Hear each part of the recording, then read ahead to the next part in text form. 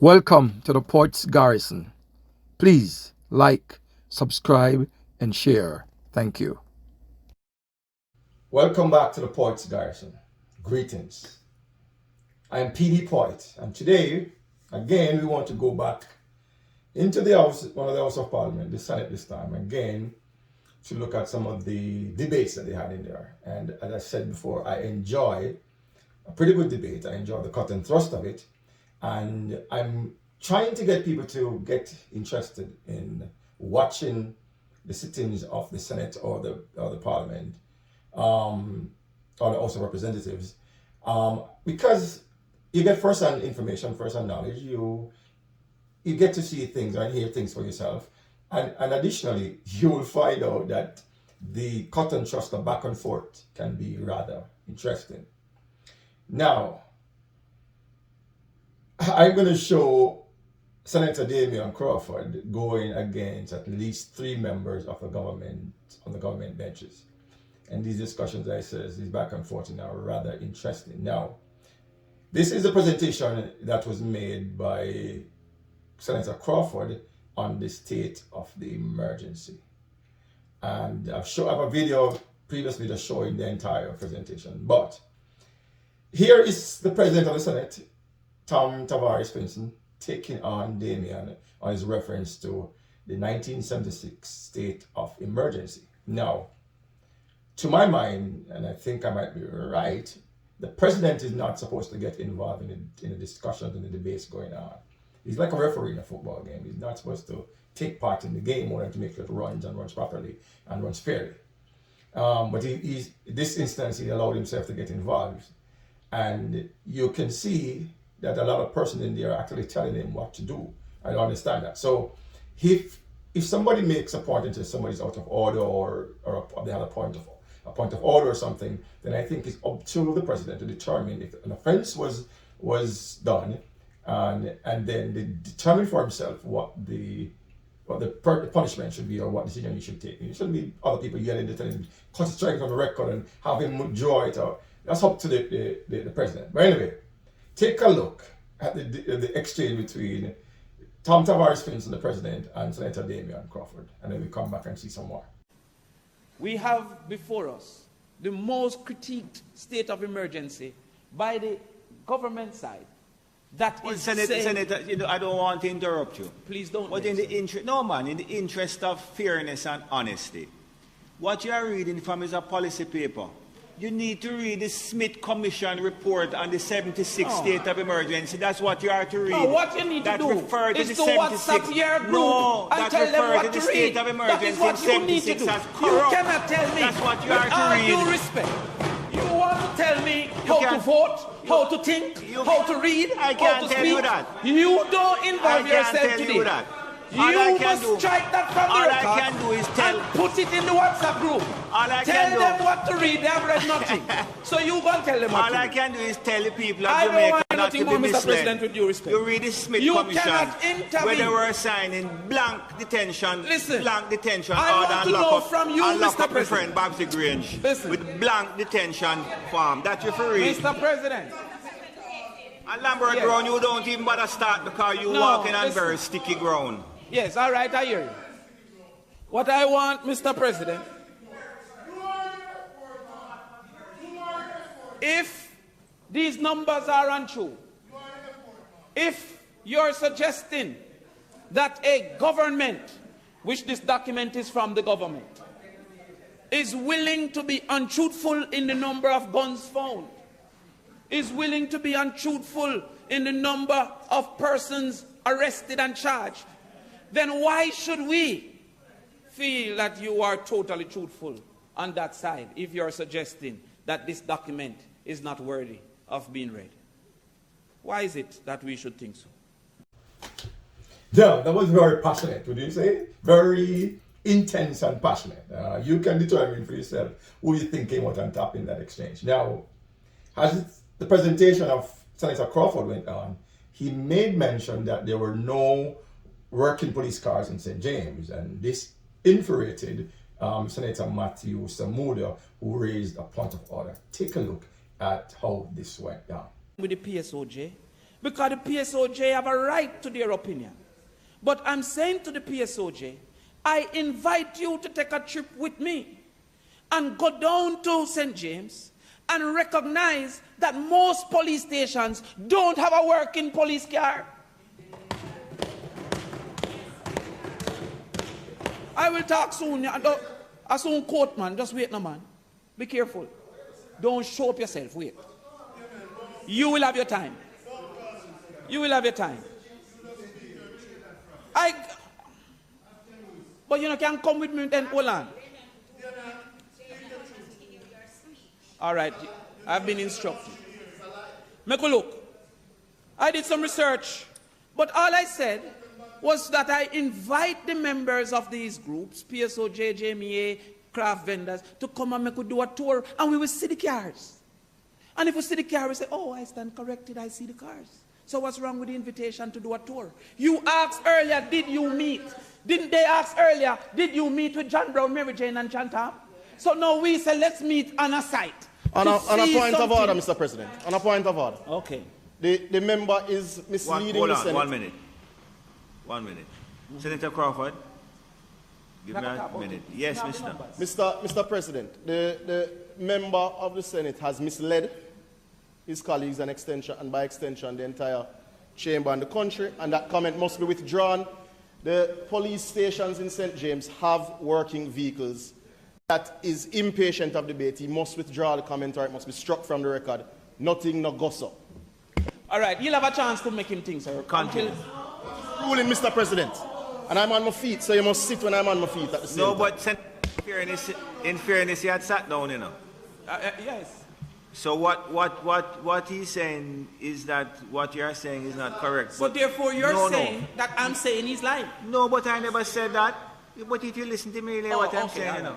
Make the ruling. What he has said is not really a point of order. Right. He has given what he considers to be correct information. Correct. But your information, he says, is not correct. You are saying it is correct. So continue, and then he can correct it. No, sir. I'm not only saying my information is correct. No. I'm saying his information is incorrect as well. Because Maroon Town don't have a working vehicle currently. St. James. Maroon Town. I see him getting the information. Spring Mountain, Montego Hill, and Coral Gardens have one. Sometimes not working. All right, Mr. President, I'm going to now say that many entities in St. James don't have sufficient vehicle for them to execute their, because I don't want it to be semantics. Okay, so I'm now saying that because sufficient is as important. So you start Okay, all right, so I accept. I invite the PSOJ, the JMEA, the craft vendors to come and see that sufficient vehicles are not within the spaces, and therefore all that needs to be done is not being done. I come back to the businessman. I come back to the businessman. I give a mason more block, more steel, more sand, more gravel, more cement, he make less house. And I shouldn't question why making less house. The things the GLP is trumpeting to be applauded for, they should be ashamed of that, oh, we spend more money. And you're getting less outcomes.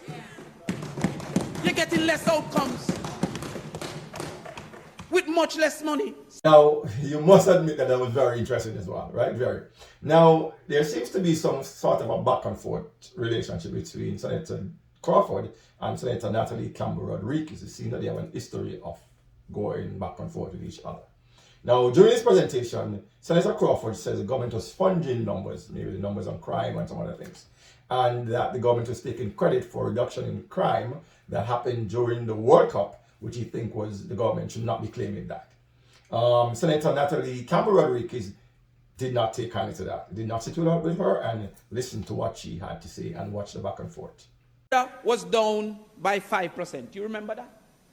Now that we see this kind of political machinations, we have to wonder if numbers are being funged to make certain speeches sound good at certain times. But what happened in March, I said murder was down by 5%. Then, in April, murder was up by 1.8%. This silver bullet of a state of emergency was not suggested in April when murder was up. If it's even one life, they like to say. Then, in May, murder was up 6.5%. He says, no, hold the line. Wait for the World Cup. Because if we wait for the World Cup, excuse me, people are Mr. President, thank you, point of order. to Google this. Thank you. Mr.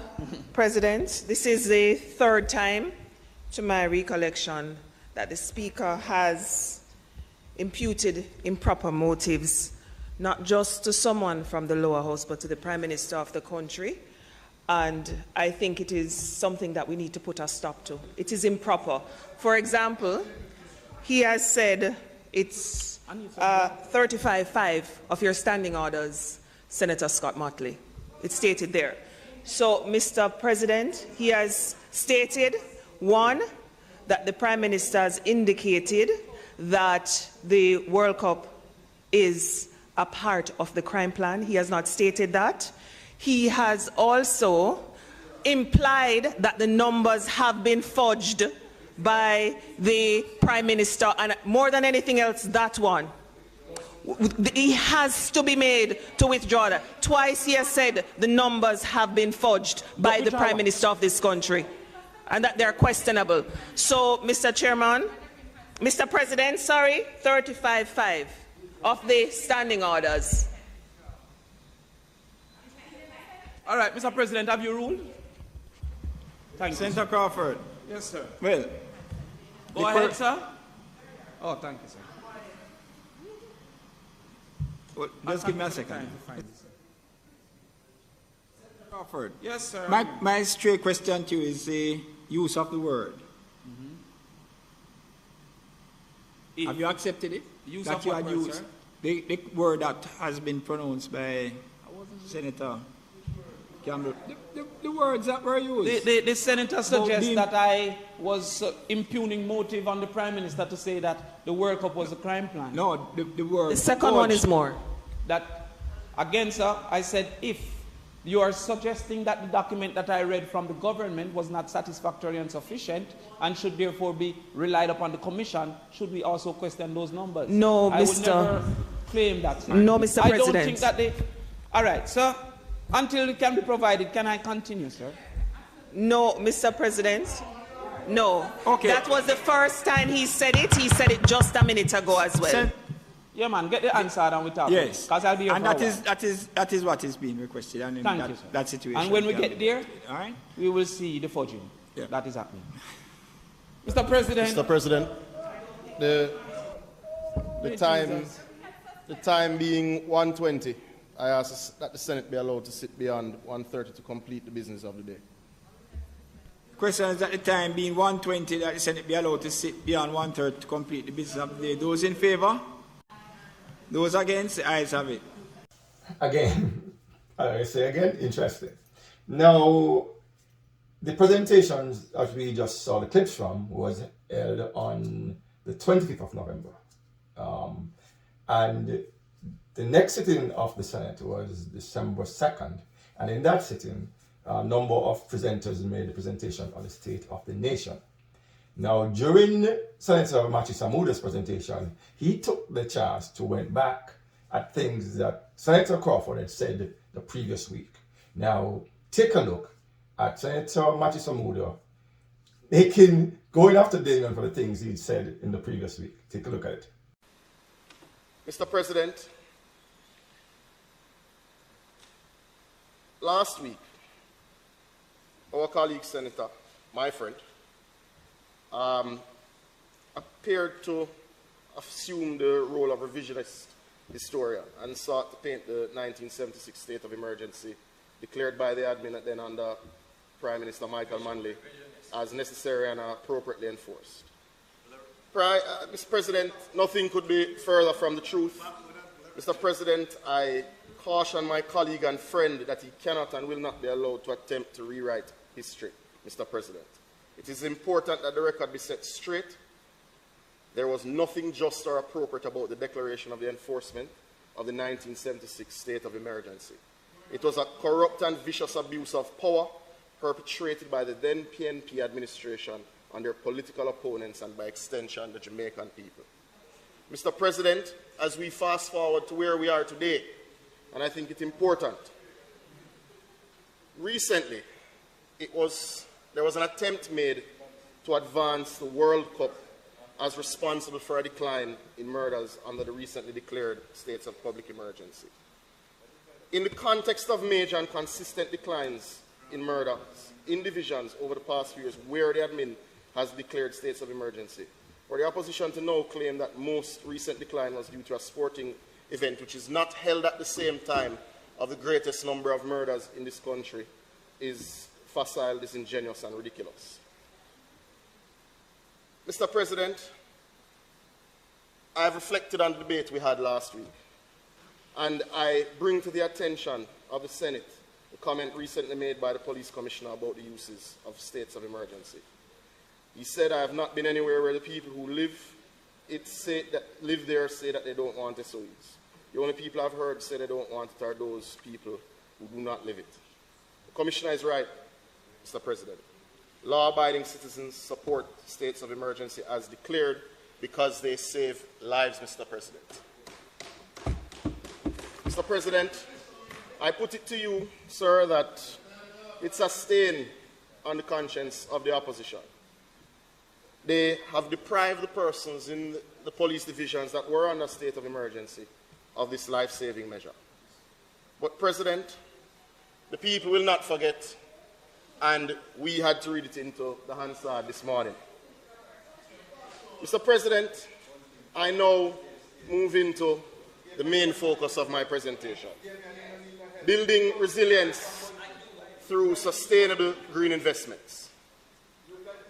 Mr. President, we are either leaders or we are not. We are either advocates for sustainability or we are not. We are either climate change warriors or we are not. We are either defenders of the right of Jamaicans to have access to potable water or we are not. This presentation seeks to recruit leaders, advocates, warriors, and defenders. Interesting. That's my favorite word right now. Now, here is Senator Crawford's response to what his friend Matthew Samuda just said. Take a look at Senator Crawford's response. I say again, Mr. President, that I was in the grill with Senator Samuda when he got engaged. Oh, you were there? I wasn't present. It was a big secret. We had a full conversation about going to the grill.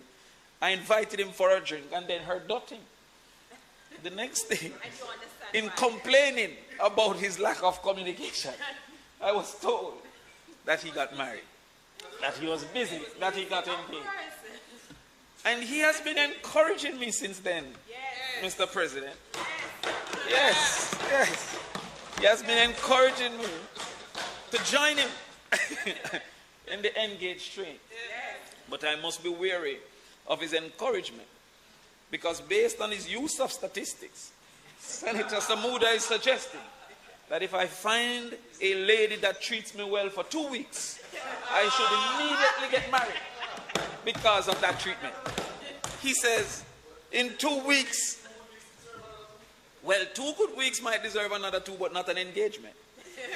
And what is worse is Senator Samuda is suggesting that even if I had a bad experience for 4 years, I should ignore that 4 years and marry this lady after 2 weeks. This is what he's stating under the state of emergency. Because in 2021, the first week of the state of emergency was 35 murders, an increase, Senator Bunting, of almost 37%. Senator Samuda did not use that week as a basis to cancel the state of emergency.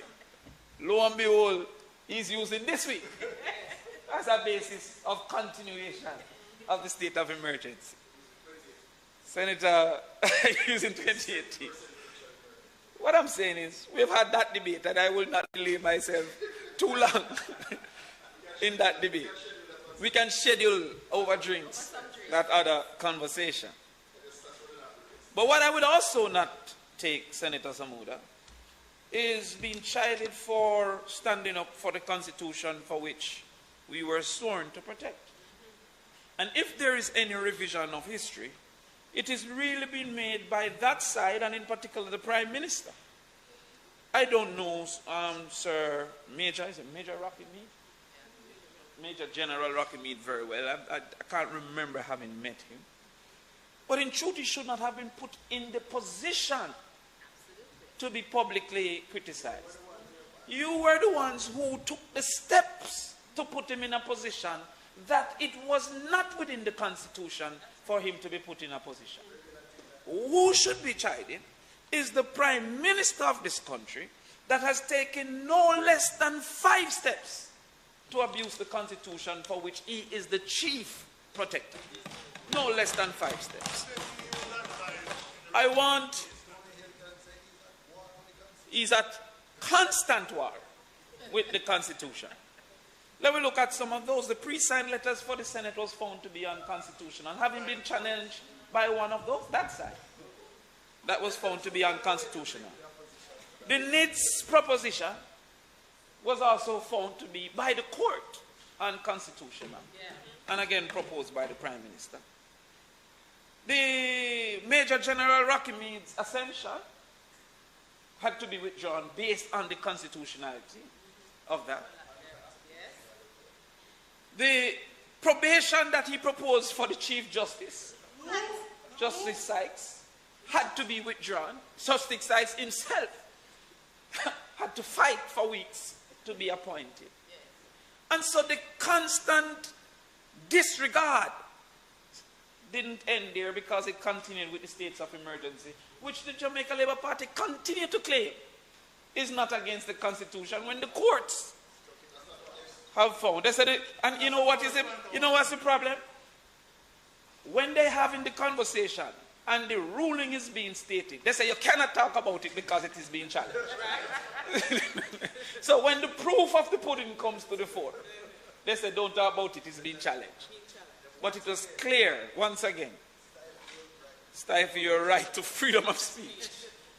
So, where the concern should rightfully be is with the Prime Minister's constant abuse of the Constitution and constant disregard.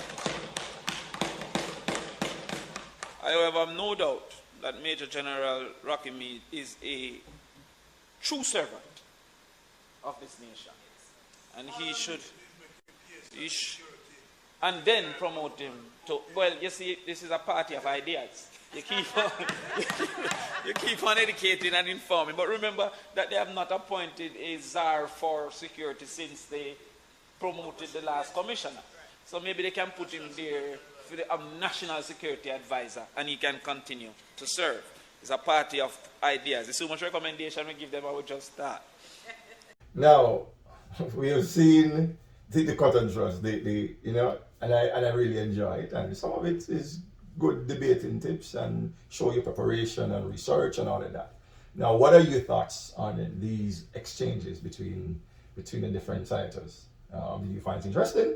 Do you find it went out of bounds? What are your thoughts? Share your thoughts in the comment section below. And once again, thank you for watching the channel, The Ports Garrison. And if you haven't subscribed as yet, I'm kindly asking you to please do so. Until we talk again, one love. Thanks for watching.